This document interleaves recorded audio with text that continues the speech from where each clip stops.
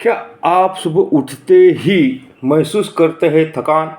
क्या पूरी नींद होने के बाद भी मन भारी बना रहता है? क्या बिना कारण चिड़चिड़ाहटपन या तनाव या अनावश्यक सोच बढ़ जाती है? हो सकता है समस्या आपके जीवन में नहीं, आपके बेडरूम में हो। हम दिन में लगभग 8 घंटे जिस स्थान पर बिताते हैं, वही स्थान हमारी ऊर्जा का सबसे अधिक प्रभावित करने वाला है। बेडरूम केवल सोने की जगह नहीं है, यह आपकी ऊर्जा का पुनर्भरण का स्थान भी है। यह जगह वह है, आपका शरीर विश्राम करता है, लेकिन उससे भी अधिक आपका मन और आपकी अवचेतन शक्ति सक्रिय होती है। यदि इस स्थान की ऊर्जा असंतुलित हो तो उसका प्रभाव आपकी नींद, आपके निर्णय, आपके संबंध और यहाँ तक कि आपकी किस्मत पर भी पड़ सकता है। आज एनर्जी वास्तु मिस्टेक के अंतर्गत इस दूसरे एपिसोड में हम बात करने जा रहे हैं उन गलतियों की जो अनजाने में ही हम अपने बेडरूम में करते हैं और फिर समझ नहीं पाते कि जीवन में बेचैनी क्यों बढ़ रही है। सबसे पहली बात और सबसे पहली सामान्य गलती, गलत दिशा में सिर रख कर सोना। जब हम सोते हैं तो हमारा शरीर पूरा विश्राम की अवस्था में होता है, लेकिन पृथ्वी की दिशाओं का प्रभाव तब भी बना रहता है। यदि कोई व्यक्ति उत्तर दिशा की तरफ सिर कर सोता है तो कई परंपरागत ऊर्जा सिद्धांतों के अनुसार मानसिक अस्थिरता और बेचैनी बढ़ सकती है।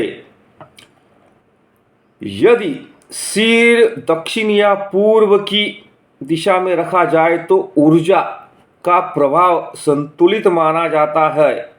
हो सकता है आपके सामने कभी कभी दिशा का ध्यान न देने की वजह से दिक्कत उत्पन्न होती है। तो सबसे पहले आप एक काम कीजिए कि आप अपने कंपास के माध्यम से दिशा को जांचिए, ताकि आपको सही दिशा का ज्ञान प्राप्त हो और छोटा सा बदलाव जो है आपके जीवन में बड़ा परिणाम ला सकता है।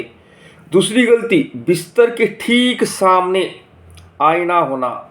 जब हम सो रहे हैं या सोते हैं तब और आपके सामने आपका प्रतिबिंब दिखेगा तो अवचेतन मन पूरी तरह शांत नहीं रहेगा। रात के समय हल्की रोशनी में अचानक प्रतिबिंब दिखना भी मन को असहज कर सकता है। कई लोग कहते हैं कि उन्हें रात में घबराहट होती है या बार बार नींद टूट जाती है। यदि आपके बेडरूम में और आप बेड के सामने आईना हो तो उसकी दिशा बदल दे या रात में उसे ढक दे।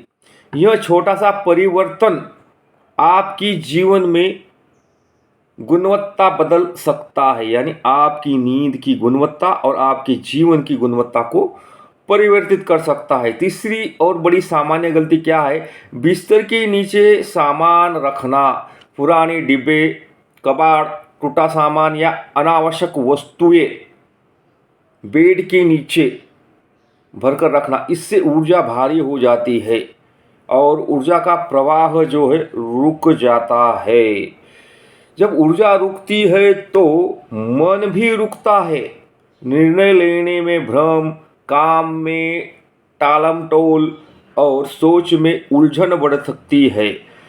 जब बेड के नीचे का स्थान जितना साफ और खुला, उतना ही मानसिक स्पष्टता और अधिक कार्य की निर्णय क्षमता बढ़ती है। आज ही एक बार बिस्तर के नीचे झांक कर देखिए। जो उपाय और जो चीज़ें आपको अनावश्यक लगती है उसे हटा दीजिए। आजकल के कंजेस्टेड लाइफ के अंतर्गत, कम जगह के अंतर्गत हम बेड के नीचे कुछ ना कुछ रखते हैं बॉक्स के अंतर्गत, तो वो भी आपकी ऊर्जा को हानि पहुंचाता है। सबसे बेस्ट है कि आप अपने बेड को एक प्लेन तरह से लीजिए, नीचे का जो फर्श है वो दिखना चाहिए, ना कि उसे बॉक्स टाइप में लीजिए, क्योंकि इससे आपके आरोग्य में वृद्धि करना चाहते हो तो अपने बेड की जो स्थिति है उसे बदलिए, ताकि आपके जीवन में अनुकूल और सकारात्मक परिणाम प्राप्त हो। अब यह बात है कि आपको इन सारी बातों को समझकर कार्य करना है। अब बात कर सकते हैं रंगों की। रंग क्या है? बहुत गहरे रंग जैसे गहरा लाल, काला या अत्यधिक डार्क शेड या लंबे समय तक कमरे में भारीपन पैदा कर सकता है। बेडरूम विश्राम का स्थान है, यहाँ हल्के शांत सौम्य रंग अधिक अनुकूल होते हैं। हल्का क्रीम रंग लगाइए, हल्का नीला लगाइए, हल्का गुलाबी या हल्का हरा भी आप लगा सकते हैं। ये रंग मन को शांत रखते हैं। यदि दीवारें बदलना संभव नहीं है, न हो तो कम से कम बेड शीट, पर्दे या सजावट में हल्के रंगों का उपयोग करें।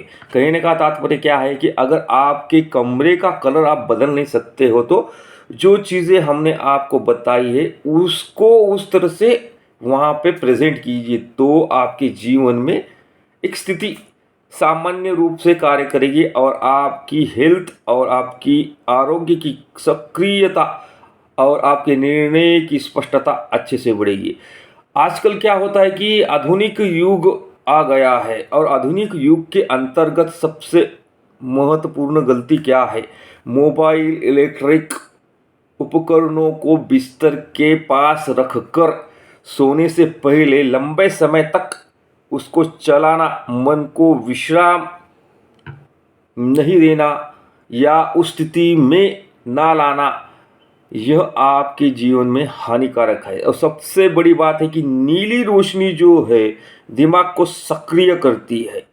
जो मोबाइल से नीला कलर निकलता है, जो हमें दिखता कम है लेकिन बहुत ज़्यादा होता है, वह अपने अवचेतन मन के ऊपर प्रभाव डालता है। इससे जो है नींद पूरी तरह से ख़त्म हो जाती है। समय पर ना सोओगे तो दिक्कत तो आ ही जाती है।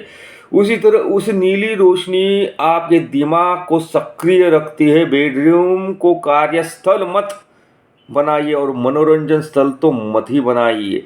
बेडरूम जो है सोने का स्थान है, उसे सोने के स्थान के अनुषंग से ही कार्यरत करना ज़रूरी है।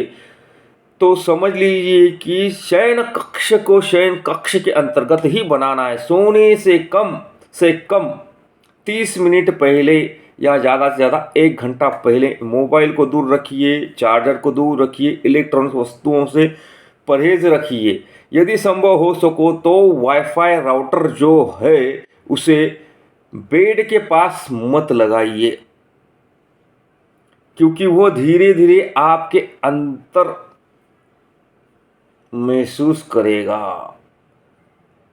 और वह आपके जीवन में दिक्कत लाएगा। अब महत्वपूर्ण भावनात्मक बात, यदि आप पति पत्नी परिवार के सदस्यों के साथ बीच में संबंध अधिक तनावपूर्ण होते हैं, अगर बेडरूम में होता है तो यह केवल व्यवहार का नहीं, ऊर्जा का भी संकेत हो सकता है। बेडरूम की ऊर्जा जितनी संतुलित होगी उतना ही संबंधों में सहजता होगी। यह स्थान जो है शिकायतों का नहीं है, शांति का है और शांति का ही होना चाहिए। आज आप 5 छोटे कदम उठाइए। सोने की दिशा जांचिए, आईने की स्थिति देखिए, बिस्तर के नीचे की साफ सफाई कीजिए और हल्के रंग अपनाइए और सोने से पहले मोबाइल दूर रखिए। ये उपाय कठिन नहीं है, खर्चीले नहीं है, लेकिन इसका प्रभाव अद्भुत है। याद रखिए, जीवन में परिवर्तन हमेशा बड़े कदमों से नहीं आता है। कई बार छोटे छोटे सुधार बड़े परिणाम देते हैं। यदि आपका बेडरूम संतुलित हो तो आपकी नींद सुधारेगी, नींद सुधारेगी तो सोच स्पष्ट होगी, सोच स्पष्ट होगी तो निर्णय बेहतर होंगे, और जब निर्णय बेहतर होंगे तो जीवन की दिशा भी बेहतर होगी। एनर्जी वास्तु मिस्टिक की इस श्रृंखला में हमारा उद्देश्य डर पैदा करना नहीं है कि जागरूकता लाना है। आप स्वयं देखें, समझें और जो सही लगे उसे अपनाएं। यदि आपको यह जानकारी उपयोगी लगी हो तो कम से कम कमेंट में बेडरूम। अगले एपिसोड में हम बात करेंगे रसोई की ऊर्जा और उससे जुड़ी गलतियों के बारे में। आपके घर की ऊर्जा को समझिए, उसे संतुलित कीजिए और सकारात्मक परिणाम और कदम बढ़ाइए। अगर आपको यह वीडियो पसंद आया, शेयर कीजिए, लाइक कीजिए, सब्सक्राइब कीजिए और अपने दोस्तों के और अपने इष्ट परिवारों के जीवन में से इस स्थिति से उन्हें बाहर निकालिए। धन्यवाद।